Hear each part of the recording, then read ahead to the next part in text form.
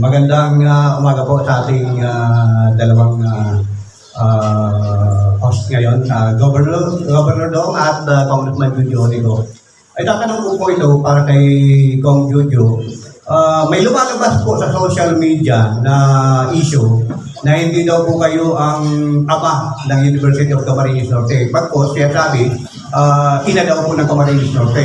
Ano po ba talaga, Congressman, ang naging proseso sa pagsasabatas ng RA 11399? Well, actually, yan po ay, hindi ko naman tinitingnan issue. Yan pong panukalang batas para ma-convert ang State College into a university. Inihain ko po yan unang araw ng aking panunungkulan. At yan po ay mapapatunayan sa mga dokumento.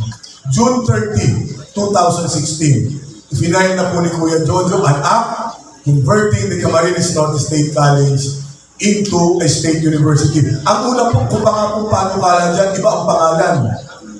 No, hindi University of Camarines Norte, kung hindi Camarines Norte State University. Yan ang original sa aking pong house bill. So lumipas ang ilang panahon, ilang buwan, ini-refer po yan sa Committee on Higher Education. After more than 1 year, tutulong ito. After more than 1 year, if I'm not mistaken, September 2017, ang dami nag-file ng mga resolution, sumusuporta doon sa aking house panukalang batas. At natutuwa ako, andyan ang ako Bicol Party List. To be very honest, andyan yung iba't ibang mga congressmen na kaibigan natin, sabi niya maganda yung panukala mo, Kong Jojo. At isa po dyan, September, more than 1 year, pagkatapos kong ipinaglalaban yan, nagain din ng parehong panukala si Ate Tuts Panotes. Hindi po natin inaalis yun. At tuwan-tuwa ako. Kasi ang procedure po sa Kongreso, the more na marami kang co-authors at tawag po dyan. Yung pangunahin, ibig sabihin ikaw ang principal author, ikaw po yung magdidepensa ng iyong batas.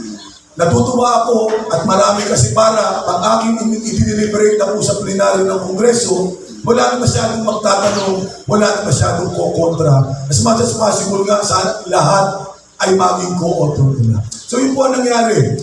Lahat ng pagdinig, pinuntahan ni Kuya Jojo, first reading, second reading, in-refer yan sa Committee on Appropriations at kailangan ng funding requirements. Kinailangan pa pong pumunta ang committee dito sa atin. Kung natatandaan ninyo, nagkaroon ng actual ocular evaluation. Galing sa region, galing sa national, iba't ibang tanggapan ng CHED at ng ating pong mga state universities at colleges. Pinaglaban natin, nagkaroon ng recommendation, ipiniresenta sa Kongreso at fortunately, napa-aprobahan ni Kuya Jojo on third reading. Dinala ngayon, pinarasmit sa Senado. At may dokumento naman nagpapatunay na nung mag-conduct ng hearing ang Senado, ang chairman ng Committee on Higher Education, if my memory is correct, si Senator Chis Escudero. Ang kasama ko pa rin si Mick Subiri. At doon, dinipensa namin, andun si Chairman De Vera ng CHED, andun si dating President ng CNSC, si President Abanto, dinipensa namin. At doon, verbatim, maririnig natin sa mga lumalabas sa ating social media yung naging statement ni Senator Chis Escudero. Maliwanag, binanggit niya ang pangalan ko. Congressman Onigo, this will be the timeline. Aaprubahan natin ngayon. Aaprubahan ko ng Senado ng second reading sa ating pong bagong adjournment at sa resumption ang third reading.